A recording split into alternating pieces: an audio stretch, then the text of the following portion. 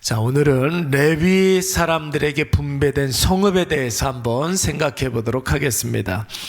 우리는 어제까지 도피성에 대해서 생각해 보았죠. 여러분, 도피성은 어떤 곳이라고 그랬습니까? 자신이 의도한 바가 아닌데 부지중에, 그러니까 실수나 어떤 사고를 통해서 사람들을 죽이는 그런 일들이 벌어졌을 때 그의 피해 보복을 당해서 억울하게 생명을 잃는 일을 방지하기 위해서 이스라엘 전역에 구별된 6개의 성읍을 두라는 것입니다. 그래서 백성들이 억울한 일들을 당하지 않게 하는 제도가 바로 도피성 제도였습니다. 여러분, 이 도피성 제도가 이제 바로 예수 그리스도의 십자가 은혜를 상징한다고 하지 않았습니까? 누구든지 조건이나 자격을 따지지 아니하고 도피성에 피해 있으면, 예수 그리스도께 피하면 죄로부터 어떤 피해 보복을 당하지 않는다, 죄의 책망을 받지 않는다, 이런 어떤 의미가 있다고 그랬습니다. 여러분, 이 도피성이 6개라고 했는데, 여러분, 요단 동편에 3개, 그리고 요단 서편에 3개가 이렇게 위치해 있습니다. 요단 동편에 있는 도피성은 므낫세 지파의 바산골란, 그리고 갓 지파의 라모스, 그리고 루벤 지파의 베셀이라는 곳이 있었습니다. 그리고 요단 서편에 있는 3개의 도피성은 납달리 지파의 게데스, 그리고 에브라임 지파의 세겜, 그리고 유다 지파의 헤브론이 바로 이렇게 6개의 도피성이 있는 것이죠.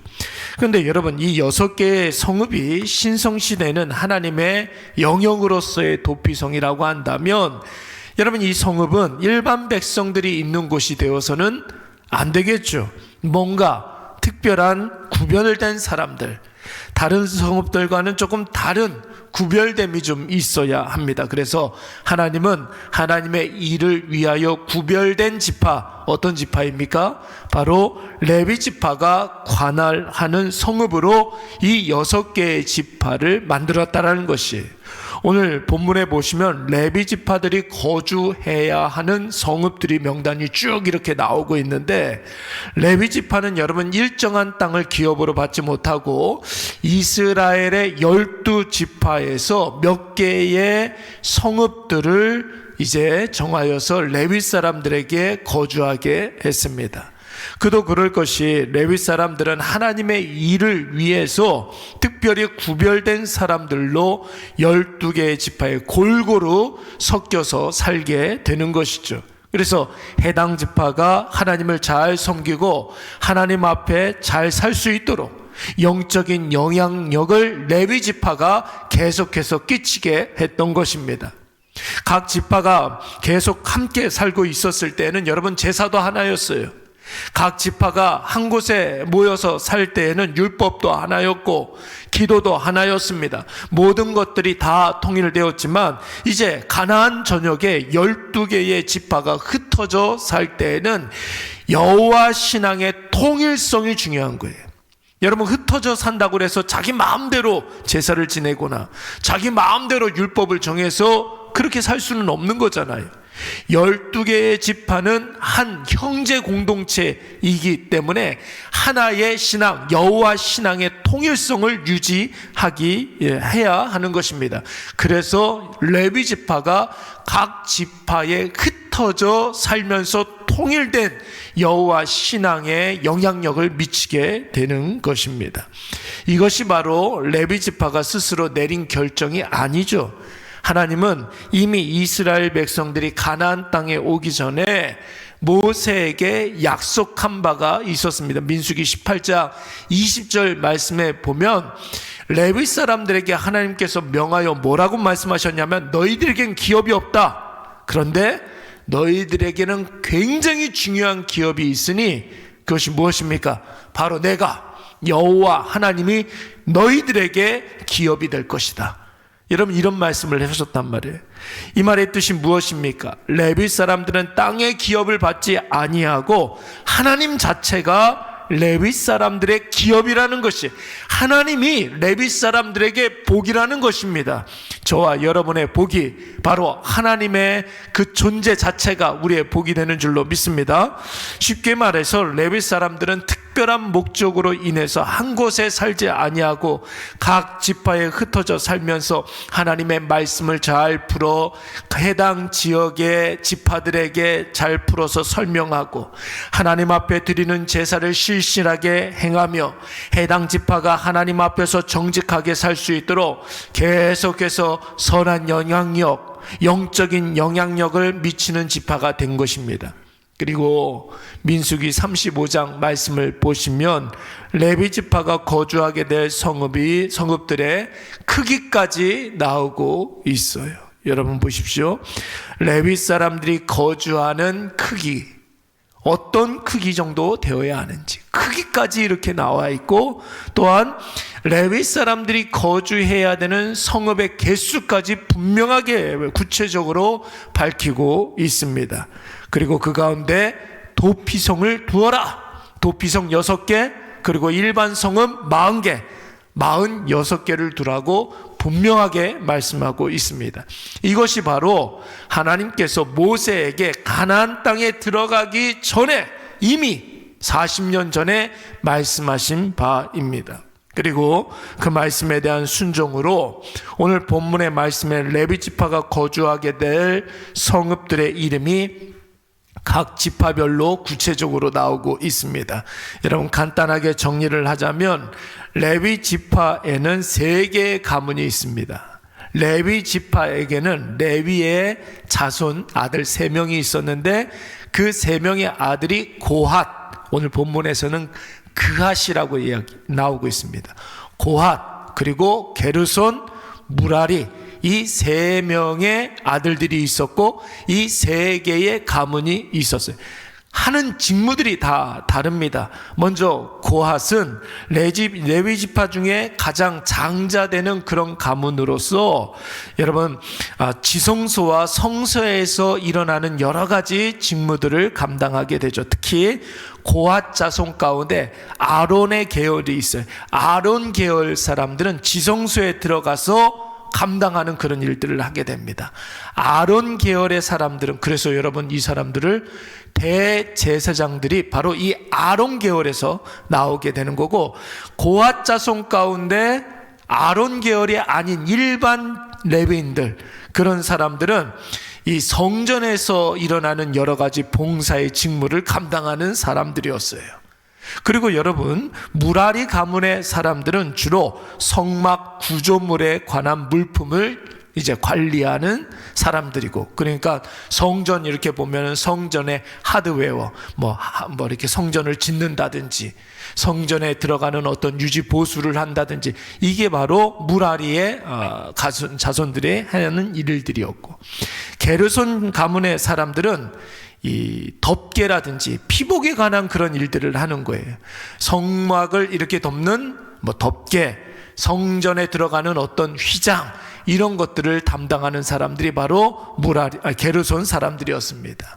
여러분 비중으로만 치면 고핫 자손이 하는 일들이 많았기 때문에 제사장 직무를 담당하는 자들 13개의 성읍을 얻었고, 특히 유다와 시므온과 베냐민 지파에 소속되어 있는 그런 성읍들을 얻게 되었고, 또 성물을 담당하고 있는 이 아론 계열 사람들 외의 고핫 자손들, 이런 사람들은 에브라임과 므낫세와 단 지파, 여기에 있는 성읍들 10개를 얻게 됩니다.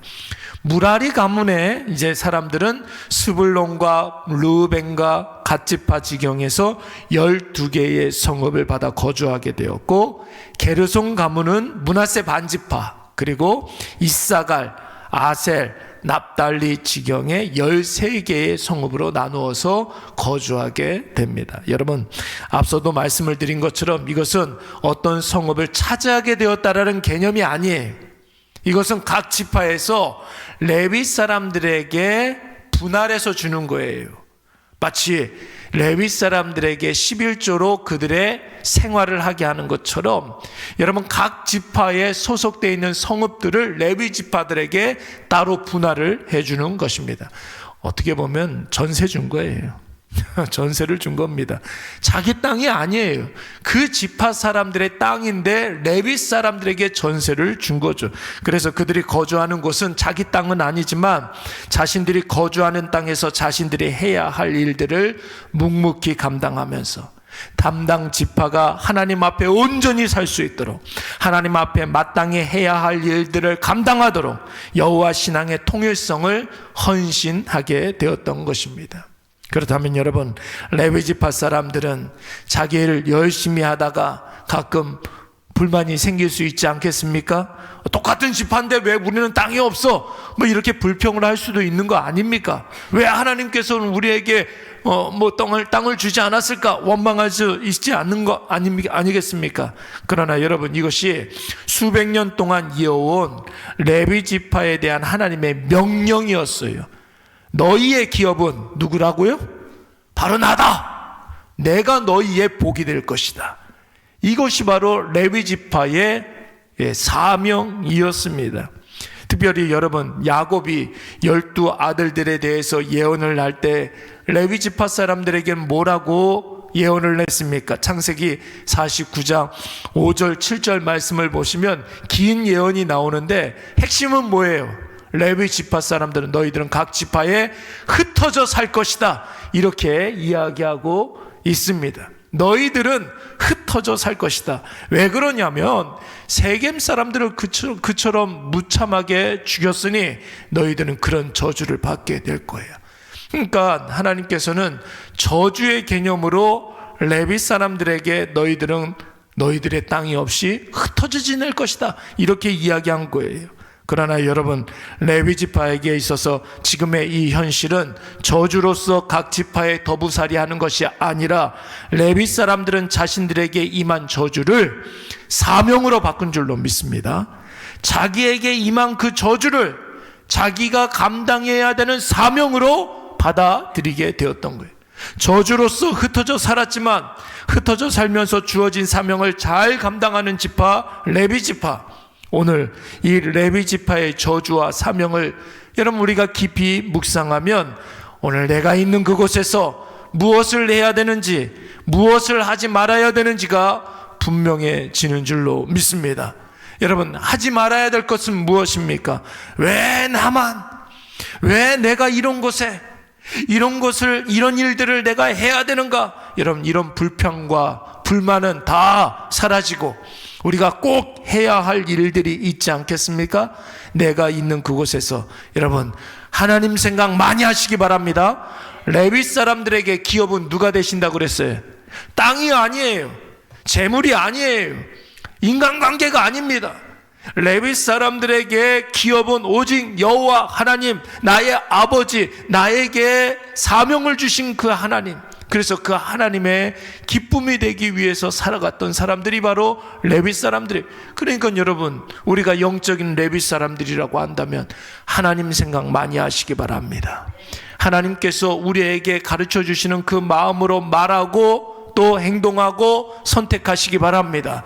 그러면 내가 있는 그곳에서 내 의지하고는 상관없이 우리 주변에 있는 많은 사람들이 나로 말미암아 하나님 생각 많이 나게 될 줄로 믿습니다.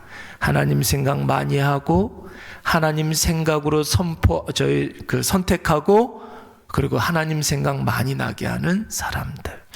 그러면 하나님께서 우리의 처지와 형편 이런 것과는 상관없이 우리의 주어진 모든 환경과 형편 중에 하나님이 우리를 크게 사용하심으로 말미암아 우리 있는 그곳에서 하나님께서 영광 받으시고 기뻐하실 줄로 믿습니다.